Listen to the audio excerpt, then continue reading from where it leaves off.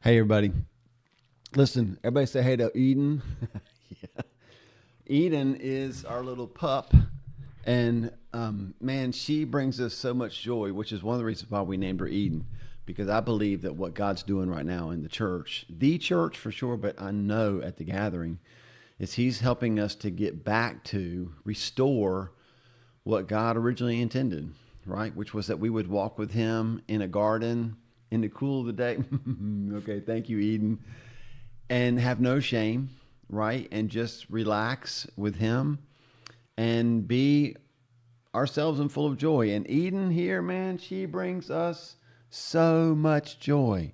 So, here on the last day of the first half of the month, as we talk about yesterday's message, I guess I just want to be really relaxed and transparent with you and just say, I know that we're talking about hard things. I get it. I know that the leaders at the church, man, we feel something so deeply and so strongly. It's hard to tamp it down.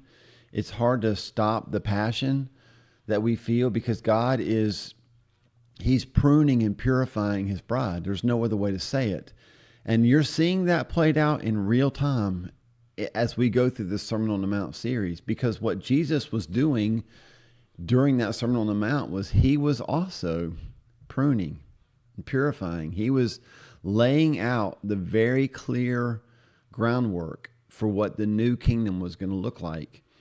And it wasn't going to look like, the Pharisees and the religious leaders trying to get people to obey some kind of external law so that they could appear to be holy.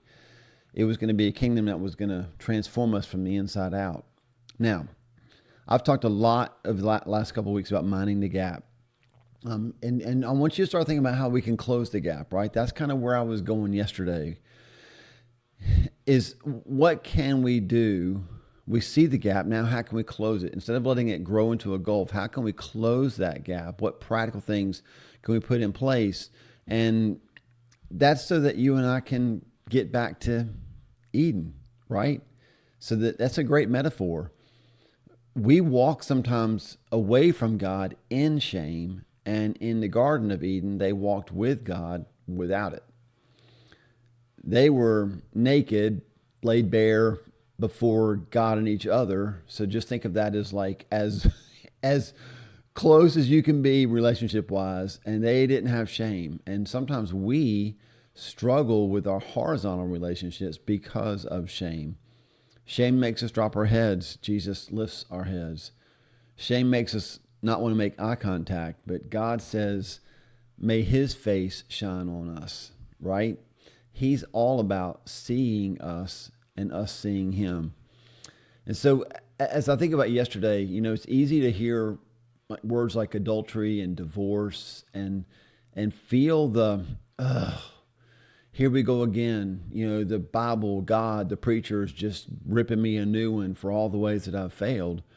But what I want you to remember is that Jesus was saying those hard things because He was living in a culture, like I said yesterday, that treated lightly what God values greatly, or what God values deeply. And you know what God values deeply? You and me.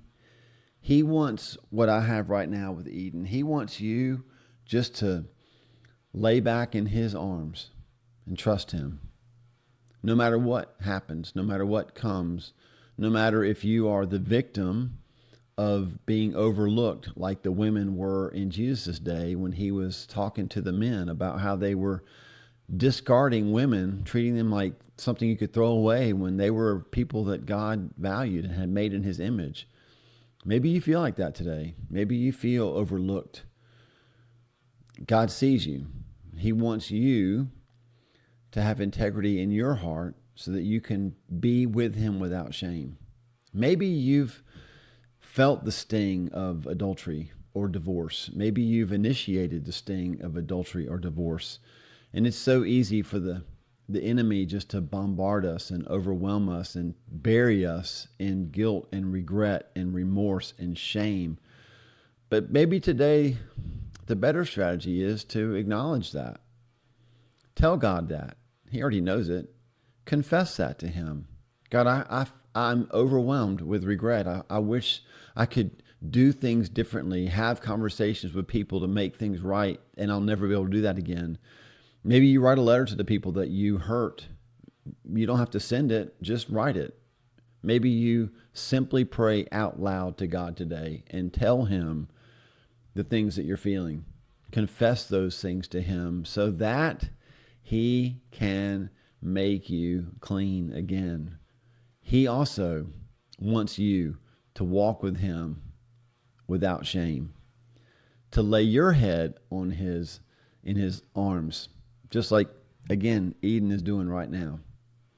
He wants that for you too. So whether you are the one who offended or the one who was offended, God wants the same thing for all of us, to walk with him without shame. He is restoring us back to what he originally intended.